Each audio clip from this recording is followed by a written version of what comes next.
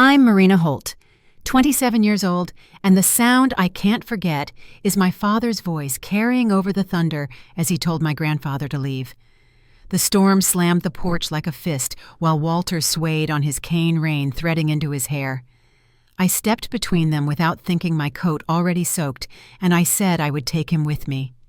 My father's silhouette filled the doorway unmoved, while the house behind him glowed with a kind of false warmth I suddenly understood. That night, I learned how money can light a room and still make it cold. Before I go any further, tell me where you're listening from in the comments, and if you've ever had to stand up for someone you love, tap like and subscribe so this story can find others who need it. I grew up in a 2-bedroom rental on the edge of a small Midwestern town where winters lasted longer than they should, and kindness was the currency people traded when paychecks ran thin. My mom taught me to bring soup to neighbors without asking questions, and my granddad Walter taught me to keep my word, even when it cost me sleep. By the time I was 19, I could fix a cracked phone screen, write clean code for a clinic's scheduling app, and stretch a sack of potatoes into a week of dinners. We didn't have much, but we knew exactly what it felt like to be seen and to be useful, and that mattered more than anything under our roof. When my dad remarried and moved us into his new house across town, the floors were polished enough to reflect your face back at you. Diane kept a bowl of bright green apples on the kitchen island that no one ever ate, and the place smelled like the inside of a department store, cleaner, colder, a little like something you might return if it didn't fit. They were generous in public, generous in a way people could applaud, and they liked to host nights where the napkins were folded like little birds. At those dinners, I learned to smile with my mouth and keep my opinions tucked behind my teeth, because in that world the loudest stories were told by the silverware and the watch on my father's wrist. Walter visited less as he got older, but when he did, he always found me by the coffee pot in the morning. He'd sit at the end of the table and talk about the Idaho ranch he built in his 30s, dry years and wet years, fence posts and long sunsets, what it meant to hire good people and mean it. He never talked about numbers as trophies, only as tools, like shovels passed from one set of hands to another. He still carried a paper notebook folded soft at the corners, and more than once I watched him pretend he couldn't hear Diane's hints that he should streamline how he kept things.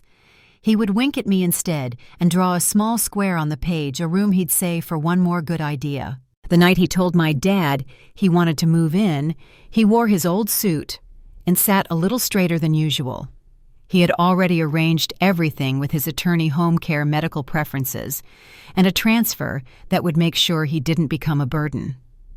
In front of the living room fireplace, he handed my father a sealed envelope and said, simple as weather, "This is to make the last years easier." I watched the room pivot. Diane reached for Walter's hand like she had rehearsed it, and my father smiled too wide and too fast, the kind of smile that leaves a draft behind it.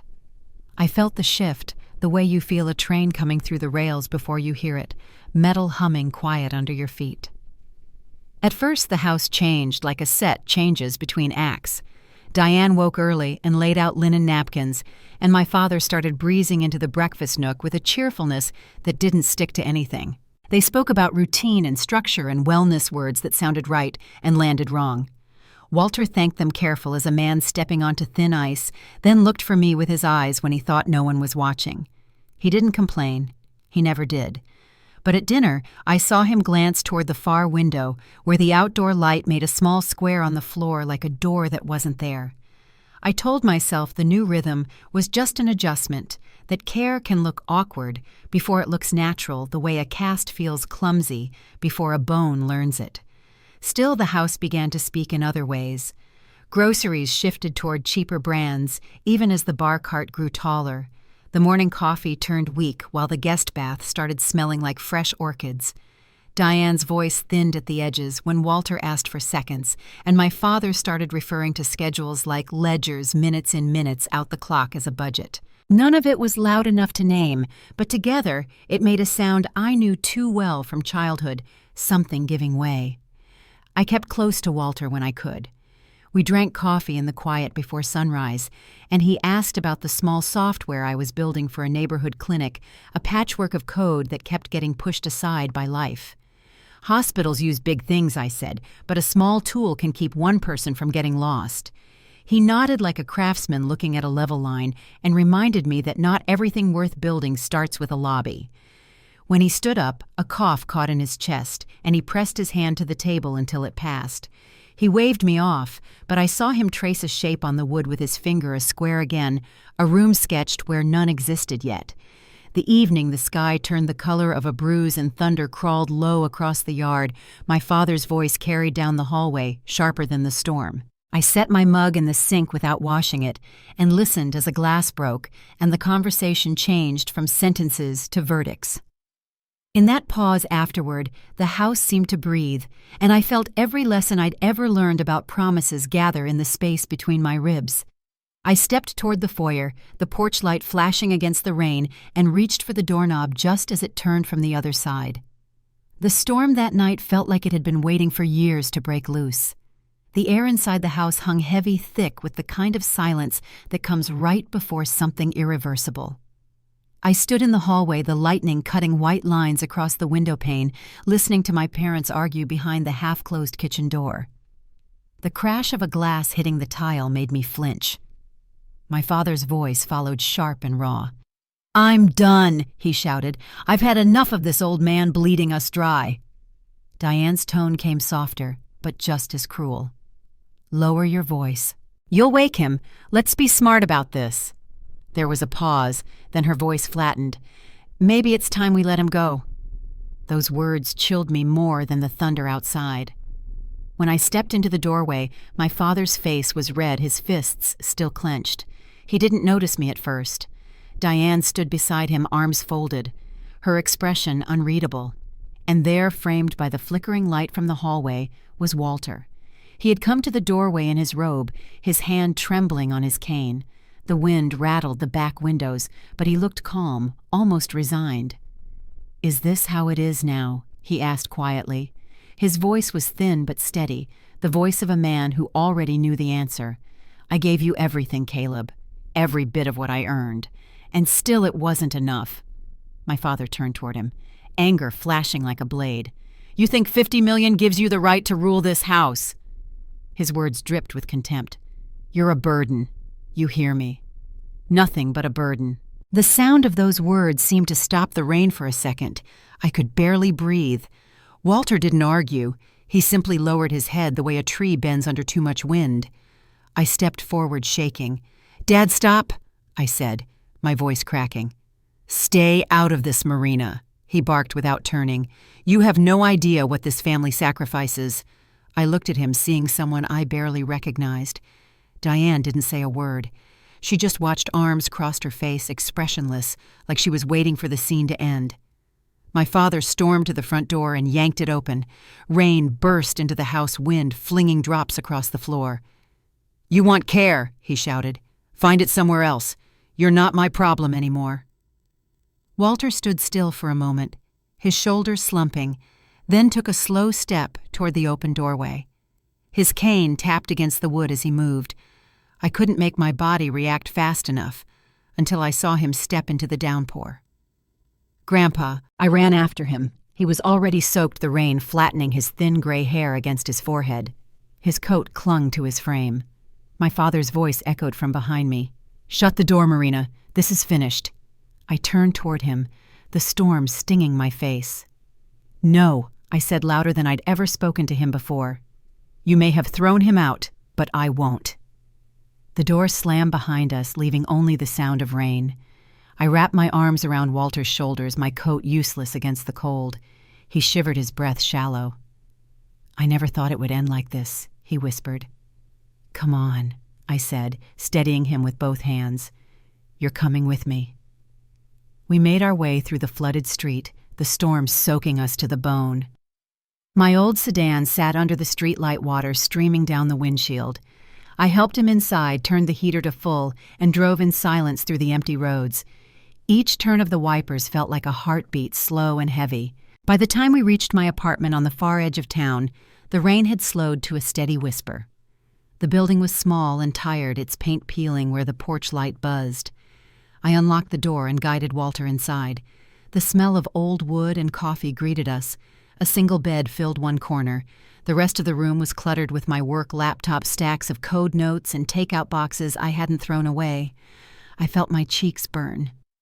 "It's not much," I murmured, helping him into the chair by the table. He looked around and smiled faintly. "It's more than I have anywhere else." I boiled water and made instant noodles, placing the steaming bowls between us. We ate quietly, the rain ticking against the window. After a while, he chuckled softly. "Didn't think I'd end up in a student apartment at 83. "Didn't think I'd be here either," I said, and for a moment we both laughed. The sound was small, but it filled the room like warmth. Days turned into weeks, and we built a rhythm without ever planning it. In the mornings, I brewed black coffee, 2 spoons of sugar for him, none for me. At night, we shared cheap dinners and stories about the ranch he used to run. He'd talk about the Idaho plains, about cattle drives and droughts, and the smell of the soil after the first rain.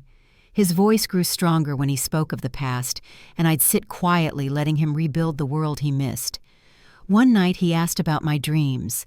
I hesitated before answering. "I've been trying to build a program for hospitals," I told him. "Something to help keep patient records safe and easy to track." "It's simple, really." He smiled. "Every empire starts small," he said, tapping his cane lightly against the floor. "Don't give up because it's hard. In that small apartment we found a kind of peace that didn't exist anywhere else." He slept on the bed, and I used a thin mattress on the floor beside it. Sometimes when the streetlight shone through the blinds, I'd see his face relaxed in sleep and think of the mansion's wide halls now cold and empty. We had traded comfort for dignity, and somehow it felt like the right exchange, but the quiet didn't last. The first sign was the cough, a dry, shallow sound he brushed off as nothing. "Just a tickle," he said, waving me off. I wanted to believe him. But as the days passed, it grew worse, rattling in his chest, until he could hardly catch his breath. I started taking extra shifts at the cafe, delivering food at night, racing home to check on him between runs. Sometimes I'd find him sitting by the window cane, resting against the wall, his eyes lost somewhere in the streetlights. One evening while I stirred soup on the stove, I heard him whisper, "I don't want to be a burden." The words were so faint I almost thought I imagined them. I knelt beside his chair and took his hand. "You're not a burden," I said. "You're my family. The only real family I've got left." He looked at me with tired eyes, his palm trembling in mine. "You'll understand one day," he said softly. "Money changes people, but love is rarer than gold." That night, his coughing didn't stop. I drove him to the hospital under a sky heavy with rain again. The corridors smelled of antiseptic and exhaustion. Nurses moved like ghosts through the bright light as they wheeled him away. I sat in a hard plastic chair, my hands locked together until they hurt. Hours later, my parents arrived. Diane entered first, carrying a bouquet that looked cheap against her polished dress. My father followed, his phone glued to his ear voice, raised in half-finished business calls. They stopped by the bed, looked down at Walter, and said the right words in the wrong tone. My father muttered a hollow, "How are you feeling, Dad?" before stepping back into the hall to finish his call. Diane scrolled through her phone, sighing as if the wait was an inconvenience. I said nothing. I just fed Walter spoonfuls of broth, wiping his forehead, listening to the rhythm of the heart monitor. His hand found mine in the dim light. "You're the only one who truly sees me," he whispered. I wanted to tell him I'd always see him, that he was safe now, but my throat closed up. Later, when my parents left without a backward glance, I stayed. The machines hummed and beeped softly beside us. Walter's fingers loosened around mine as he drifted into sleep. I watched him breathe and thought about the fortune that had torn our family apart, the money that bought my father pride and left Walter without a home. In that sterile room, none of it mattered. Only the quiet between heartbeats did. When the nurse dimmed the lights, I sat back in the chair listening to the rain start again outside. It sounded like the same storm returning to remind me that some debts can't be paid in cash. By morning, the sky had turned gray again. A call came from the lawyer's office asking us to gather for the reading of Walter's will. My father's tone over the phone was clipped, almost impatient. "Let's get it over with," he said. I hung up and looked at Walter's sleeping face, pale under the thin blanket, his breath shallow but steady. I didn't know what the will contained or why the lawyer insisted on everyone being there. But as I sat by the window watching rain streak the glass, a quiet certainty settled over me. Whatever waited on the other side of that meeting would change everything for all of us. The morning of the will reading began under a colorless sky. Clouds pressed low over the city as if they knew what kind of day it would be. I left the hospital early, still wearing the same black dress I'd thrown on after my overnight shift, the fabric faintly smelling of coffee. My hands wouldn't stop trembling on the steering wheel as I pulled into the lot outside Reed & Associates, the kind of downtown office where everything looked too polished to touch. The glass doors reflected my face drawn pale and too young for the grief sitting on my shoulders. Inside, the air smelled of leather and paper. The conference room was lined with bookshelves that looked untouched. My father was already there pacing near the window with his phone in hand, his tone clipped and irritated. Diane sat across the table, legs crossed, scrolling through her phone like this was an errand to check off before lunch. I took a seat at the far end, quiet my pulse loud in my ears.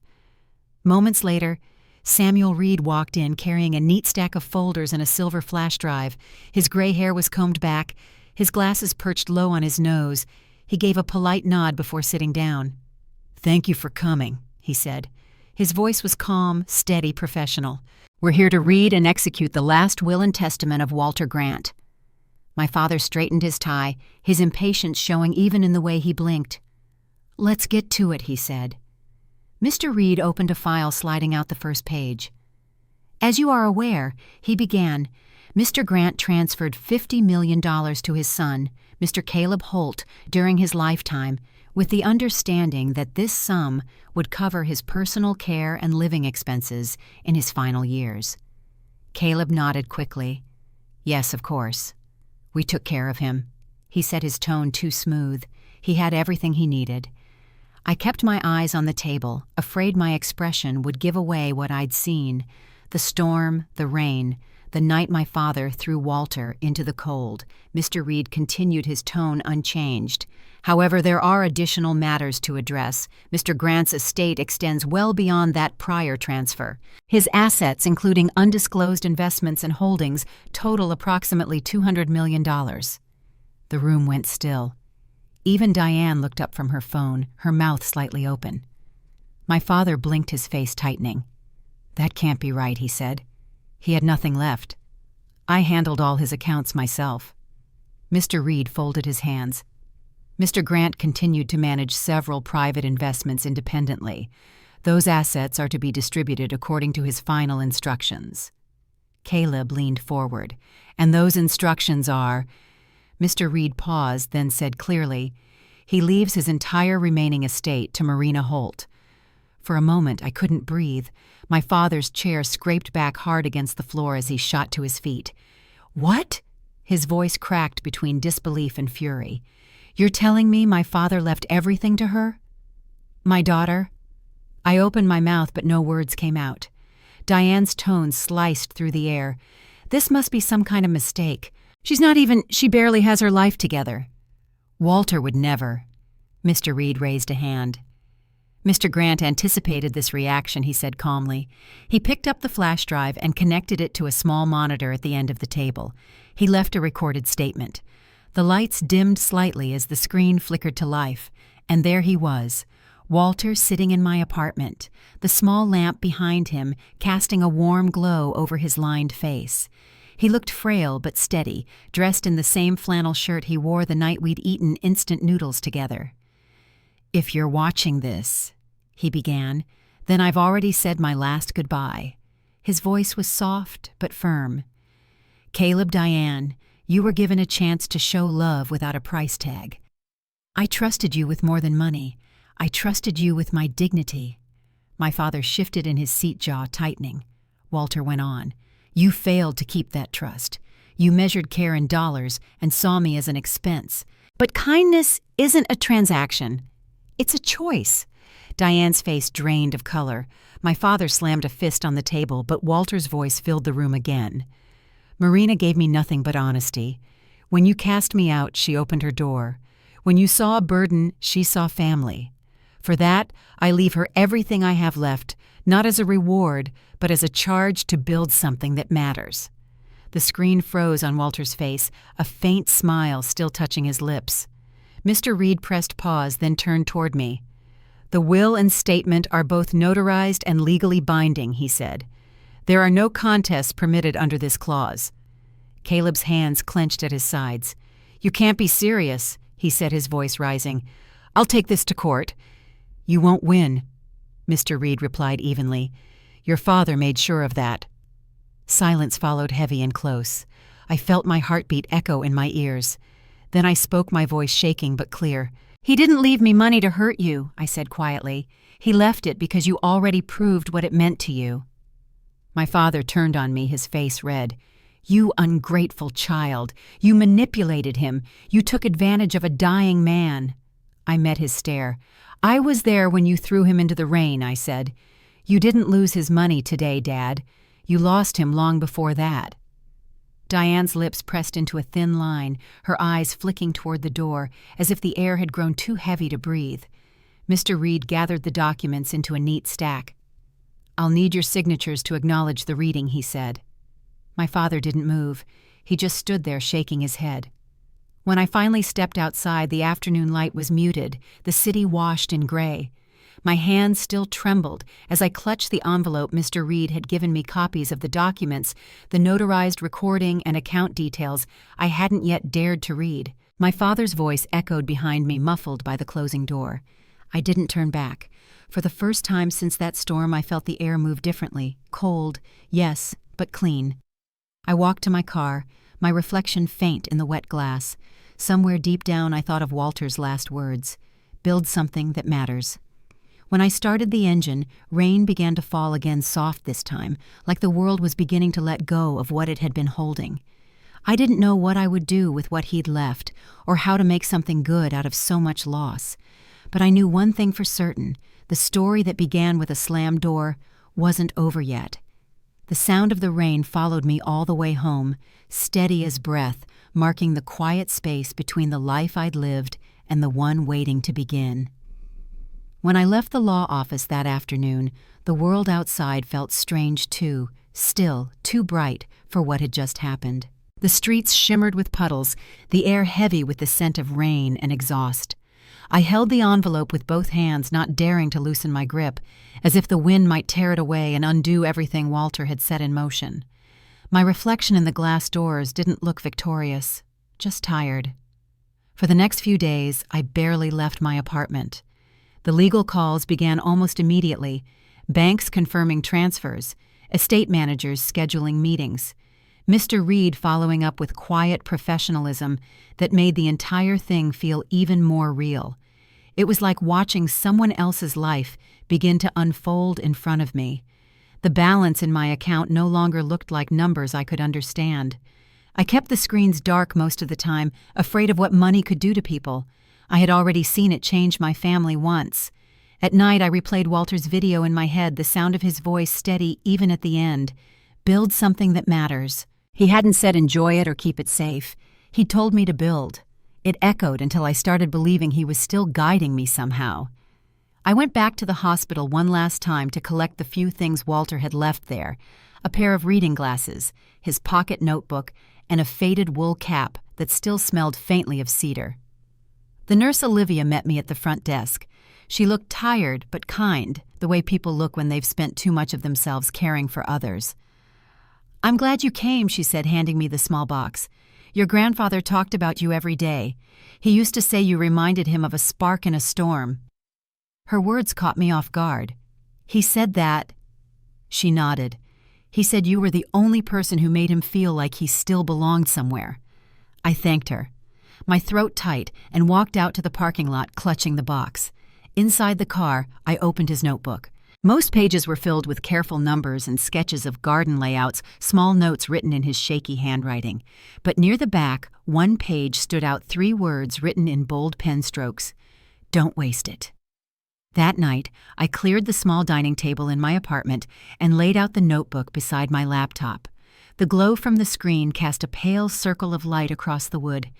I pulled up my old code files, the half-finished healthcare software I had abandoned months earlier when bills piled up and time ran thin. Each line looked familiar, like the face of an old friend I hadn't seen in years. I started again. The first few hours slipped by in silence, broken only by the hum of the fridge and the faint tapping of keys. By dawn, my eyes burned, but I could feel something inside me begin to wake up. I wasn't just writing code anymore. I was building the thing he had seen in me long before I'd believed it myself. Over the following weeks, the apartment transformed into a workspace. Coffee cups lined the counter notebooks stacked high with scribbles and sketches. I reached out to a few people I trusted from my university days, an old classmate named Jeremy, a systems engineer between jobs, and a designer named Anna, who believed in small ideas that changed lives. We met in cafes and over video calls, sometimes working through the night until the sun slipped through the blinds. The project grew faster than I expected. Hospitals needed better tracking tools Walter had seen that during his stays, and we were building something that could save both time and human errors. I poured his words into every decision, reminding myself this wasn't about profit, it was about purpose. Still, the loneliness crept in sometimes. Money had built a wall between me and the rest of my family, and I knew none of them would call except through lawyers. Caleb's name flashed on my phone once, but I couldn't bring myself to answer. The voicemail that followed was short and sharp, a warning disguised as concern. "You think you're on top now, but you'll see. That money won't protect you." I deleted it without listening twice. One morning on my way to a meeting with a hospital administrator, I drove past a rundown nursing home on the east side of town. The windows were streaked with grime, the paint peeling from the trim. A few residents sat outside, huddled under thin blankets, staring blankly at the road. The sign at the gate read, "Oakview Residential Care." I don't know why I stopped. Something about it made my chest tighten. I parked across the street and watched for a while the slow movements, the way no one seemed to talk to them. It felt too familiar. That could have been Walter. Maybe that was Walter if things had gone differently. That night, I couldn't stop thinking about it. My startup plan was solid, the investors ready, but the software alone didn't feel like enough. Walter hadn't told me to make something useful. He'd told me to make something meaningful. By the end of the week, the idea had taken shape.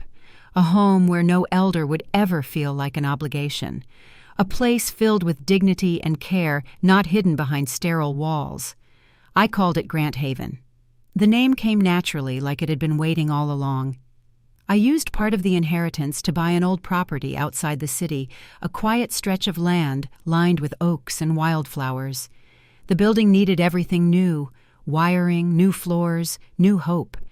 But when I stood in the middle of those cracked hallways, I could already picture it, the rooms filled with light, the scent of fresh bread from the kitchen, the low hum of laughter and conversation.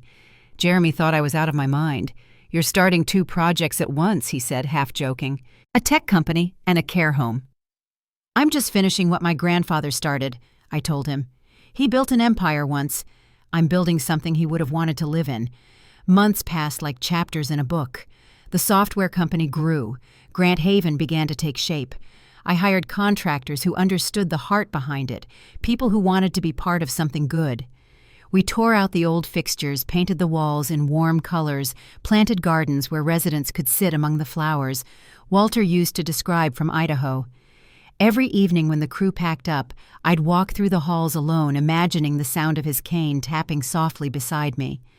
One afternoon, as the sun set behind the trees, Olivia from the hospital stopped by with the donation boxes of medical supplies and a small framed photograph of Walter she'd found tucked behind a file in his old room. "He'd be proud," she said quietly. I placed the picture on the front desk right under the new sign that read, "Grant Haven, a place of dignity." The gold letters caught the last light of day, and for a moment the air felt still again, but not heavy this time. Peaceful.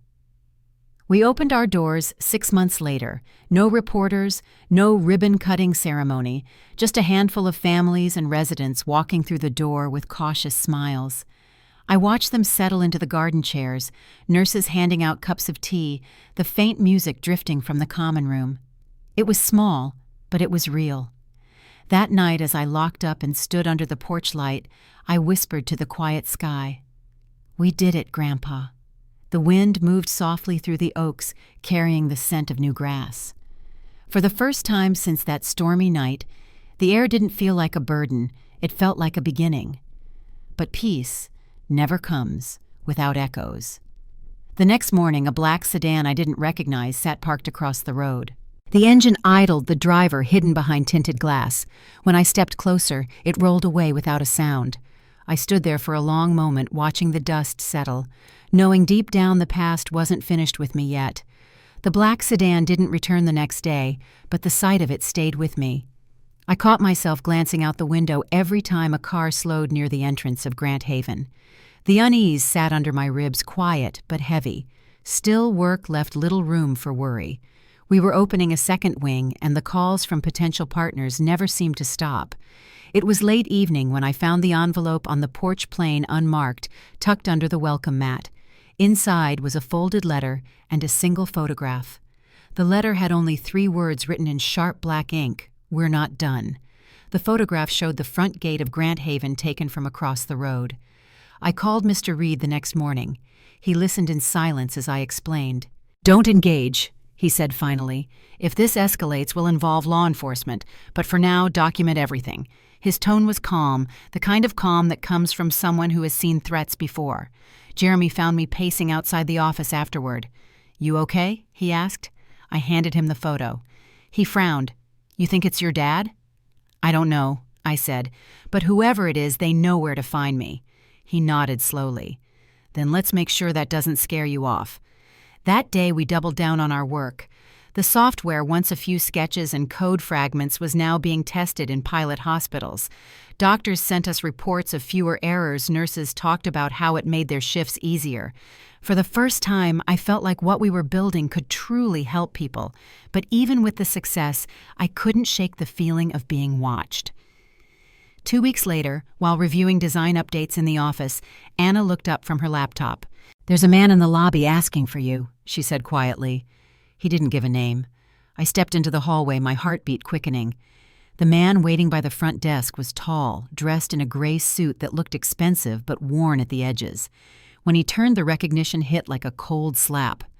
"Dad," I said, my voice barely above a whisper. Caleb smiled faintly, the kind of smile meant to look kind but built from control. "You look good," he said, "prosperous." I stayed by the doorway, arms crossed. "What are you doing here?" He glanced around, eyes trailing over the new furniture, the framed photos on the wall. "I came to see what you've done with it. Walter's fortune, my father's legacy.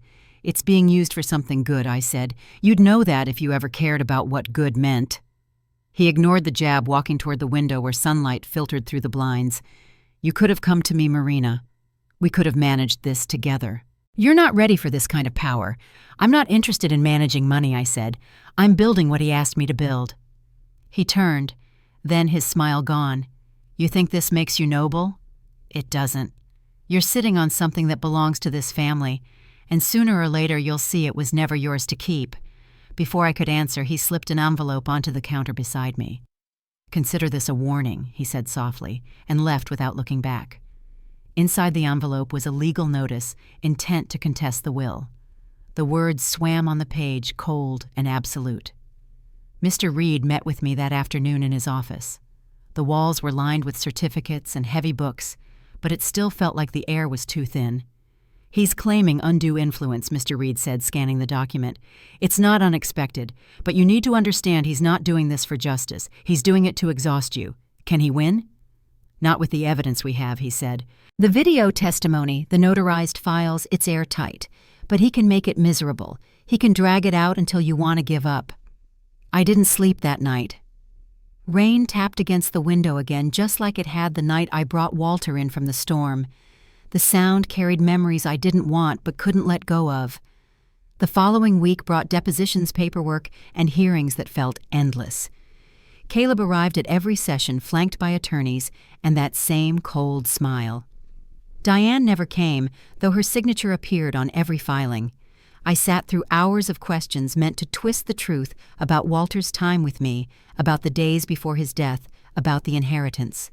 Each time I spoke, I remembered his words, "Don't waste it." The strain began to show at Grant Haven. Staff whispered about the reporters parked outside. Donations slowed, clients grew nervous. Jeremy tried to keep things moving, but even he couldn't hide the fatigue. "They're trying to break you," he said one night as we sorted through invoices. "Don't let them. I won't," I said, though part of me wondered how much more I could take. Then came the day of the final hearing. The courtroom was smaller than I expected, the kind of place where sound carried too easily. Caleb sat across the aisle, his suit immaculate eyes fixed on me. Mr. Reed leaned close. "Stay calm. This is the last step." The judge reviewed the evidence quietly, flipping through the folder of documents before her. Walter's video was played again, the same message, the same steady voice. I watched the faces in the room shift as he spoke, some softening, others looking away. When it ended, the silence was complete. "This court finds the will valid," the judge said at last. "All claims of undue influence are dismissed with prejudice." Caleb didn't move. His face remained still, only his jaw tightening. As the gavel struck, something in me loosened the weight of months falling away all at once. Outside, the reporters called my name, their microphones like reaching hands. I kept walking, the sound of clicking cameras fading behind me. Jeremy met me in the parking lot, holding 2 cups of coffee. "You did it," he said.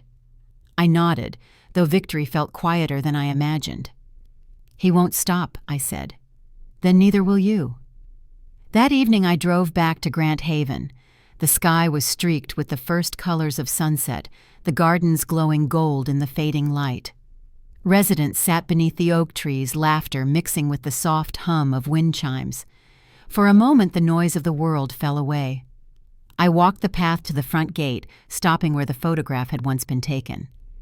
The road was empty now, but I still felt his shadow there lingering. I reached into my pocket and pulled out Walter's notebook. The last page was blank, except for a small crease where the pen had pressed through. I tore it out and let it drift onto the grass, the wind carrying it toward the trees.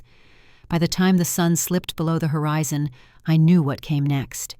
The fight might have ended in court, but the real work, the kind that mattered, was only beginning. The next morning, I woke to a message from Jeremy. "We need to talk. It's about the expansion fund." The note ended there, no explanation. My stomach tightened as I dialed his number. When he didn't answer, I grabbed my keys and headed for the office, unaware that the hardest truth of all was waiting on the other side of that door. The drive to the office that morning felt longer than usual, though the streets were half empty and the sky a dull gray. Jeremy's message had been short, too short, and my stomach twisted with every red light. By the time I reached the parking lot, I could already see him standing outside, pacing with his phone in hand. He looked up when he heard the door shut. "Marina," he said, walking toward me quickly, "we need to talk inside." The tone of his voice sent a chill through me. Inside, Anna sat at her desk, eyes glued to her screen, but not really reading. A stack of papers lay open in front of her, financial statements. Transaction reports numbers highlighted in red. I didn't need to look closely to know something was wrong. Jeremy closed the door behind us. "It's about the expansion fund," he said quietly. "There's a withdrawal we didn't authorize." "How much?" I asked. He hesitated. $2.4 million. The words hit like cold water. "That can't be right. We have dual authorization for anything over $50,000. "I know," he said. "That's why I called Evelyn first. She double-checked the accounts. The funds were moved last week, same day the lawsuit ended." I blinked, trying to piece it together. "Moved where?" "To a holding account under a shell company," Anna said softly. "Registered under Holt & Sons Ventures." The name froze me. My father. I pulled out a chair, lowering myself before my knees gave out. He got into the system. Jeremy nodded. "We think someone leaked access credentials, maybe through one of the consultants during the audit. The transfers were hidden among the vendor payments. It's smart, but sloppy enough that we caught it." I sat back, staring at the floor. He said it wasn't over. "We can fix this," Jeremy said. "Evelyn's already contacted the bank's fraud division, but we need to move fast before the trail goes cold." By noon, we were in Mr. Reed's office again. He listened carefully, hands steepled beneath his chin, while Evelyn laid out the paper trail. Every withdrawal pointed back to accounts tied to Caleb through dormant business entities, companies he had registered years earlier, probably as a tax shelter. Mr. Reed's expression darkened. "This isn't just theft," he said. "This is contempt of court. He's attempting to undermine the will's execution and your authority as executor." "What can we do?" I asked. "I'll file an injunction," he said, "and I'll petition for a criminal investigation. But I'll be frank with you, he'll make this personal." It already was. That night I returned to Grand Haven long after the residents had gone to bed. The hallways were dim and quiet except for the soft hum of the heating system. I walked the garden path Walter had once designed in his notebook, now lined with lamps and blooming lavender. The air was cool, and for a moment I wished he could have seen it. Then I thought of Caleb's voice echoing through that courtroom, cold and venomous, and the peace slipped away. The next morning, the first call came from a local journalist, then another from a partner hospital. Someone was spreading rumors that Grand Haven's funding had been frozen, that my grandfather's estate was under new legal dispute. Caleb had found a new way to fight reputation. By the third day, social media carried whispers of embezzlement investigations and trustee misconduct. None of it was true, but truth rarely travels faster than gossip. Anna found me in the office kitchen that afternoon, her face drawn. "We've lost 2 investors," she said quietly. "They're pausing involvement until clarity returns." I took a slow breath. "We'll rebuild it." Jeremy entered just then, holding his phone. "Marina," he said, his tone strained, "you need to see this." He played a video clip from a local business podcast. My father sat in a studio chair, polished and calm, talking about how young people inherit legacies they don't understand and bleed resources dry under the guise of charity. He never said my name, but he didn't need to. The next frame showed a blurred image of Grand Haven's front gate. Jeremy stopped the playback, his thumb shaking slightly. "He's not just coming after your money. He's trying to destroy your credibility." I leaned against the counter, the world tilting slightly. "Then we show him we're not what he says we are." Over the next few weeks, I poured myself into work like oxygen. We opened the West Wing early, filled the rooms with residents from underfunded care centers, and brought in volunteers to teach art and gardening. Every press visit we allowed was open door. Transparency became our weapon. Slowly, the narrative began to shift. Families started visiting, donations trickled back, and one by one the calls from investors resumed. But the storm hadn't passed. Late one evening, as I prepared to leave, the front desk phone rang. Olivia answered, her brow furrowing. "It's for you," she said, handing the receiver over. The voice on the line was rough but familiar. "You think you've won, don't you?" Caleb said. "You've made a fool of me. I didn't make you anything I said. You did that yourself. You took everything from me," he snapped. "Everything I built." I steadied my voice.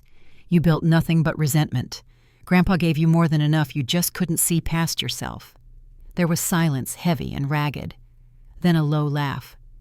"You're just like him," he said. "You think decency can protect you. Let's see how far it takes you when people stop believing in your story." The line went dead. I stood there for a long moment, staring at the phone in my hand.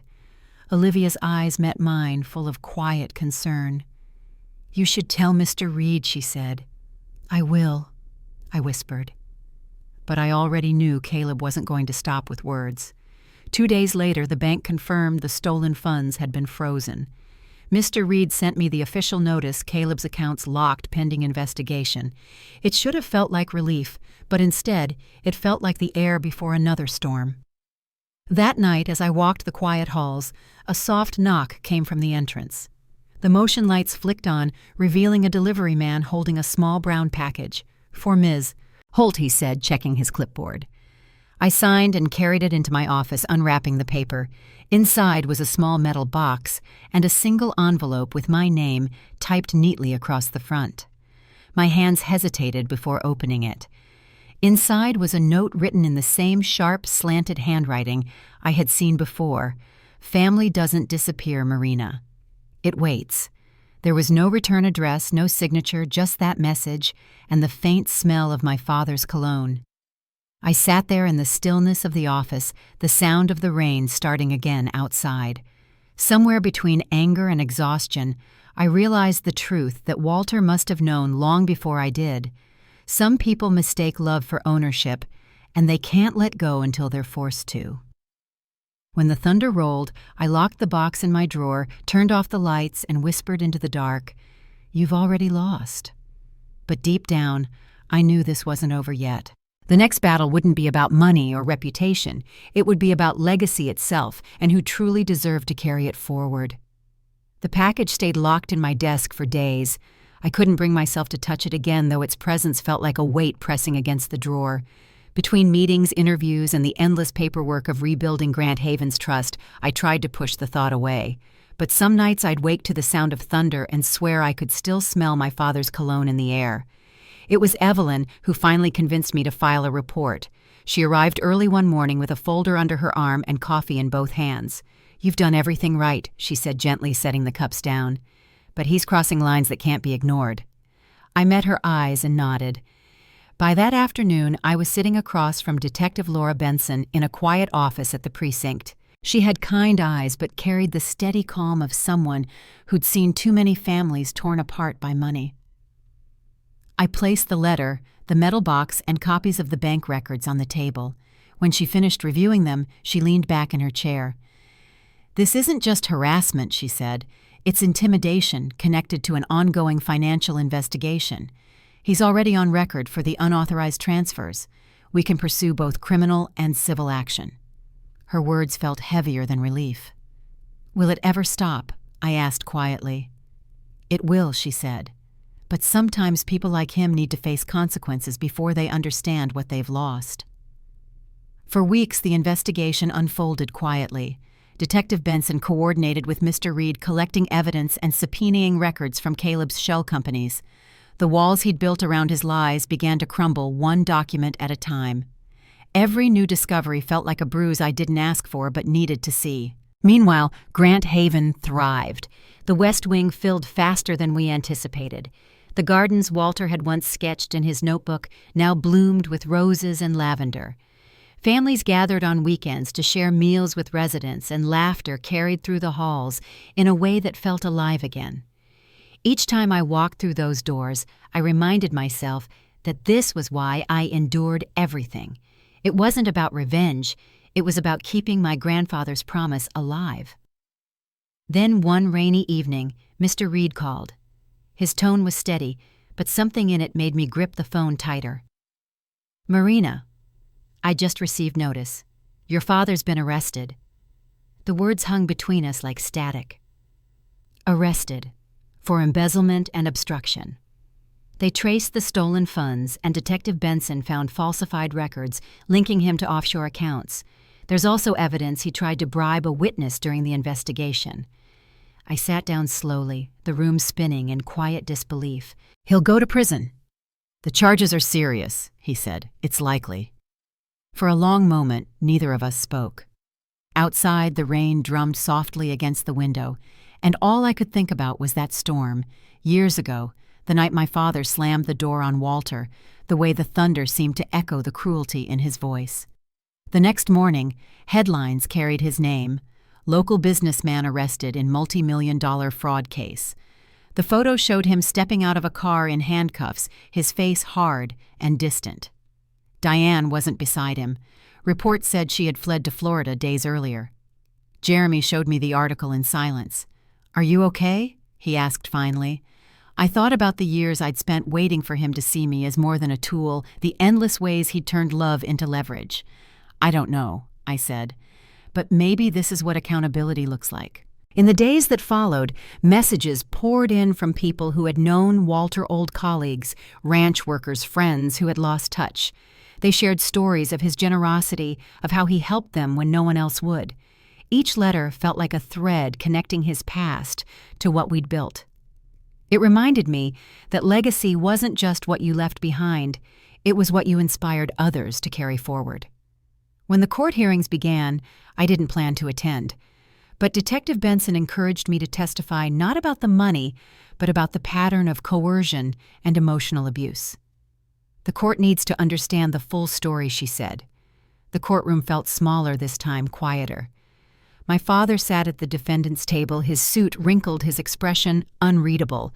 He looked older than I remembered, his confidence replaced by something hollow. When the judge called my name, I walked to the stand and took a breath. I spoke of Walter's trust of the $50 million given in good faith and the betrayal that followed. I described the night my father threw him into the storm and how I found him standing in the rain, broken but still dignified. I spoke of what it meant to rebuild from nothing, to take that same fortune and turn it into a home filled with life instead of greed. When I finished, I glanced toward my father. His gaze didn't meet mine, but for a fleeting moment I saw something, shame maybe, or the faint memory of the man he once pretended to be. By the end of the trial, the verdict was clear: guilty on all counts. The sentence, 15 years in federal custody restitution, ordered to the estate he'd tried to dismantle. The courtroom murmured as he was led away, but I felt only quiet. Not triumph, just the kind of stillness that comes when a storm finally passes. Afterward, Detective Benson met me outside the courthouse. "He'll have time to think," she said gently. "You, on the other hand, have work to keep doing." She was right. That evening, I drove straight to Grand Haven. The sun had dipped low behind the hills, casting a soft amber light across the garden. Residents sat around the patio fire pit, their faces warm in the glow. I walked the path toward the oak tree at the edge of the property, the one where Walter's memorial plaque rested beneath the roots. I knelt beside it, brushing away a few fallen leaves. "It's done, Grandpa," I whispered. "Justice in every way it needed to be." The breeze moved gently through the branches, stirring the scent of lavender nearby. For the first time in years, the air felt peaceful, free of dread, full of promise. When I turned back toward the building, Olivia stood at the doorway holding a file. "The hospital board just approved our partnership," she called out, smiling. "They want your software in every wing." I laughed softly, the sound surprising even me. "Then let's get to work." As we walked back inside, the lights of Grand Haven glowed against the deepening sky. I thought of Walter's notebook, the sketches, the lines about purpose, and realized the story hadn't ended with justice in court. It had only begun with what we'd built in its place. Still, a letter waited unopened in my desk drawer. It had arrived the morning of the verdict. No return address, only my name written in sharp black ink. I hadn't decided whether to open it yet. Something told me that whatever it contained would be the final word between my father and me. That night, I sat by the window with the letter resting on the table. The crickets outside sang softly under the stars, and I traced the edge of the envelope with my thumb. The story wasn't about revenge anymore. It was about peace. But to reach it, I would have to face whatever truth waited inside. I sat at my desk long after everyone had gone home. The letter still lay in front of me, the paper slightly creased from where I'd traced its edges too many times. The office was quiet except for the hum of the nightlights outside. Beyond the window, the gardens of Grand Haven were bathed in silver moonlight, the wind moving softly through the trees Walter once drew in his old notebook. I thought about leaving the letter unopened, but something in me needed to know. When I finally tore the seal, I expected anger or accusation. Instead, the handwriting looked unsteady, the ink uneven, as if written by a hand that no longer trusted itself. "Marina," it began, "if you're reading this, I've already lost more than money can measure. The lawyers will tell you I'm paying for what I did, and maybe I am, but I want you to know I see it now the way I mistook control for care, pride for love. I hurt the people who deserve the best of me, not the worst. I don't expect forgiveness, only that you remember the man I tried to be before greed hollowed him out." The words blurred for a moment, my eyes burning. The letter ended simply, "Take what's left of our name and make it mean something worth saying again. Dad." I sat there in the dim light for a long time, the paper trembling slightly between my fingers. I thought of the man who once taught me how to ride a bike in our cracked driveway, the same man who later told me family was about obedience, not love. Both versions lived in those words, and for the first time I didn't feel anger. Just sadness for the years wasted and the lessons learned too late. I folded the letter carefully and placed it inside Walter's notebook between two empty pages. It didn't erase what had happened, but it felt like a full stop at the end of a long, hard sentence. The next morning, I arrived at Grand Haven early. The sun was rising behind the oak trees, spilling light across the garden paths. Residents were already stirring nurses, greeting one another with quiet laughter.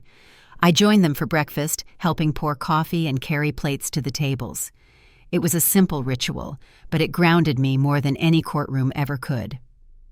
Later that week, Jeremy and Anna gathered the team in the common room for an announcement. Our healthcare software had been officially adopted by 3 regional hospitals, and the board wanted to expand its reach nationwide. The room erupted in applause, but all I could think about was how far we'd come from code written on a secondhand laptop to something that would save lives. Olivia stood near the doorway smiling. "Your grandfather would have been proud," she said quietly. "I hope so," I replied. This was all his dream, really. I just carried it forward.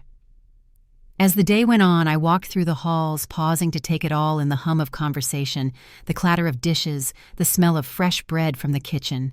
The world outside could chase status and money, but inside these walls value was measured in dignity and care. That was Walter's true inheritance. That evening I returned to the garden. The memorial plaque beneath the oak tree caught the last bit of daylight, the engraved words softened by time. "A life built on honesty endures beyond loss." I traced the letters with my thumb and whispered, "We did it." The breeze carried the scent of lavender again, just like it had the night the doors first opened. I realized then that peace doesn't arrive all at once. It grows quietly like a seed planted in the soil of every hard choice you make. In the months that followed, the headlines faded.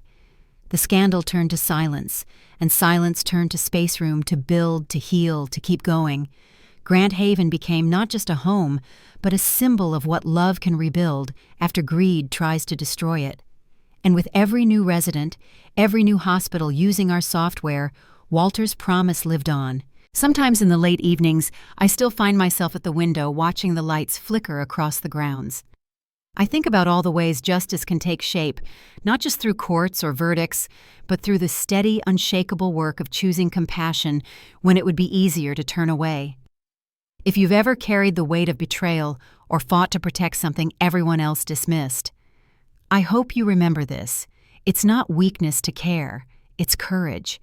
Because building something good, something lasting, requires the kind of strength that can't be bought or inherited. It has to be earned one act of kindness at a time. Before you go, take a moment to breathe. Think of someone who showed you real love when the world turned cold, and let them know they mattered.